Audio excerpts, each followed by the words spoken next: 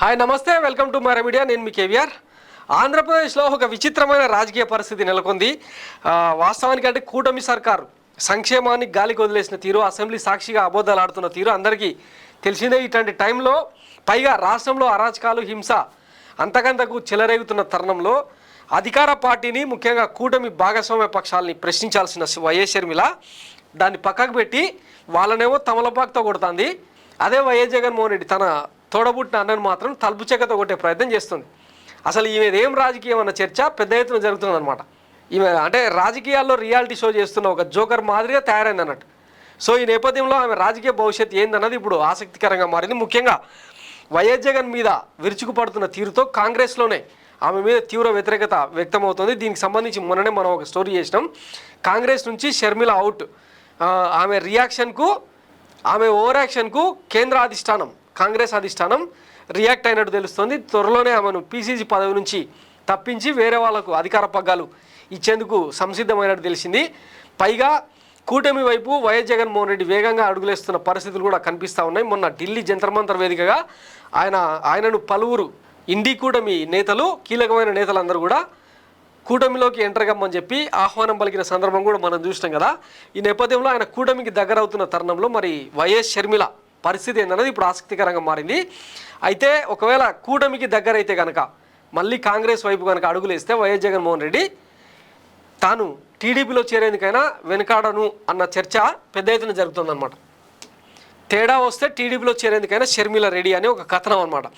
AP Congress అధ్యక్షురాలు షర్మిలకు తన రాజకీయ భవిష్యత్తుపై బెంగ పట్టుకున్నట్టుంది. అందుకే జగన్పై ఆమె తెగించి విమర్శలు చేస్తున్నారని అభిప్రాయం వ్యక్తమవుతుంది. ఇండియా కూటమిలో జగన్ భాగస్వామి అయితే తన గతేం కావాలనే భయం షర్మిలను వెంటాడుతుంది. అందుకే సొంత ప్రయోజనాల కోసం కాంగ్రెస్ భవిష్యత్తును తాకట్టు పెట్టేందుకు కూడా షర్మిల వెనకాడటం లేదని ఏపీకి చెందిన ఆ పార్టీ నాయకులు విమర్శిస్తున్నారు. ఏపీలో ప్రతిదానికి వైసీపీ ప్రభుత్వమే కారణమని ఆమె విమర్శిస్తున్న సంగతి తెలిసిందే.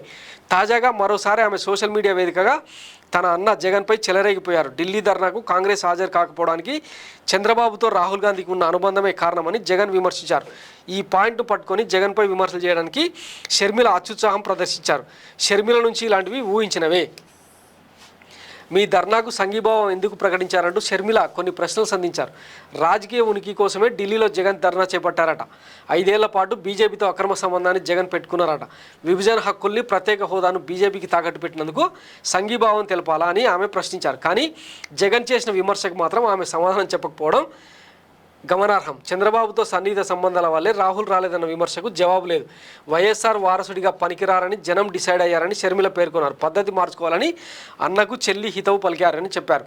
ఈ విమర్శలన్నీ షర్మిల తన రాజకీయ ఉనికి కోసమే చేస్తున్నారని ప్రత్యేకంగా చెప్పాల్సిన పని లేదు. ఒకవేళ ఇండియా కూటమిలో జగన్ కీలక భాగస్వామి అయితే రాజకీయంగా తన దారేంటన్నది ఆమెకు అర్థం కావడం లేదు. ఇదే ఇక దిక్కు చంద్రబాబే. టీడీపీలో చేరడం మినహాయించి ఆమెకు మరో రాజకీయ మార్గం లేదు. ఒకవేళ ఆ పరిస్థితి వస్తే అన్నకు వ్యతిరేకంగా టీడీపీలో చేరడానికి ఆమె వెనుకంజ వేరని జనం అనుకుంటున్నారు.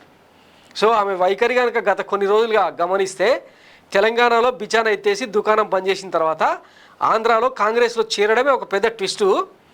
దాని తర్వాత చంద్రబాబుతో చేతులు కలిపి ఆమె చంద్రబాబు వదిలిన బాణంగా మొన్న ఎన్ని రకాల ఫీట్లు, డ్రామాలు వేసిందో చూసినాం కదా.